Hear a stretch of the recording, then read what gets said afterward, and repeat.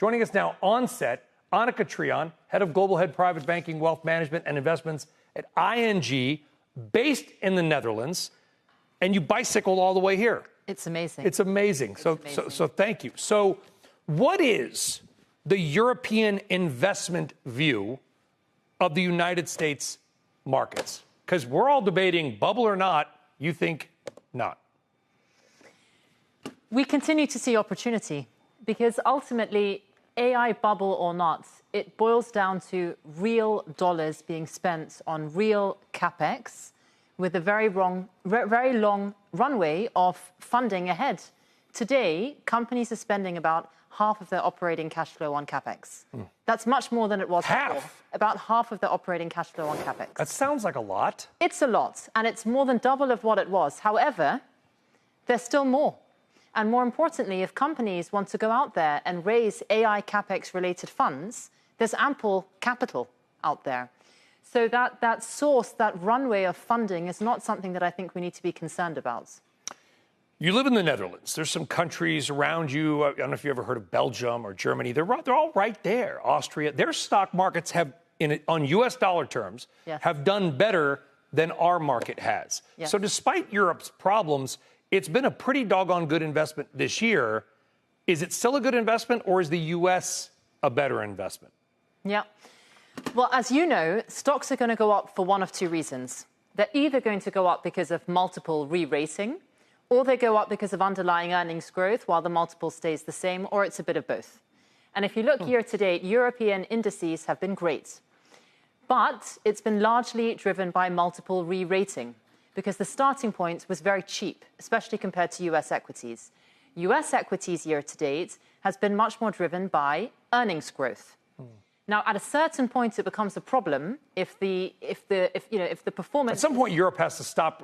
You get to a point where the multiples don't make any sense anymore. Well, and I mean, it was so cheap before, I think, is what you're saying. It was so cheap before, and it still is. So it still is. There's still a very big multiple gap between European equities and US equities. However, you need to see the earnings growth. That's your fuel. That's your oxygen. And that's why the US has just continued to perform. Whether it's government shutdown, whether there's tariffs, the earnings growth has continued to fuel the markets. It's been, and I don't think, and tell me if I'm wrong. Okay, I'm on TV. There's always a little hyperbole here or there, maybe with me. We don't know. But I said it's the greatest capital investment in modern history, if not ever. Is that hyperbole? I don't think it's a hyperbole. I think the numbers are staggering. It is. It's staggering. I think it's half of US capex is on AI. It is staggering. And at the rate of innovation that we are seeing, it's going to continue to be staggering.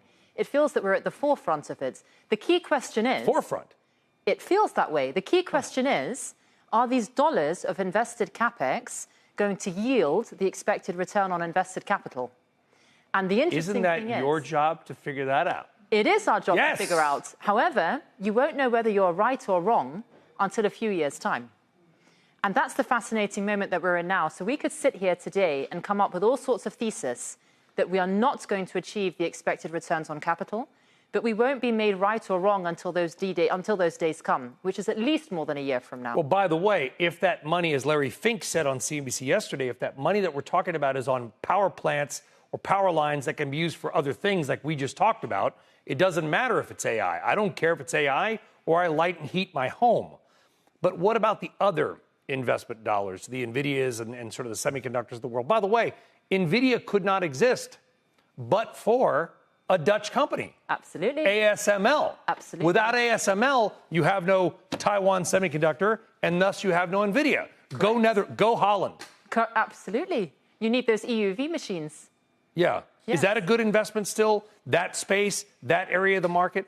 I think it is. I think it's an exciting investment. Essentially, innovation is an exciting place to invest in.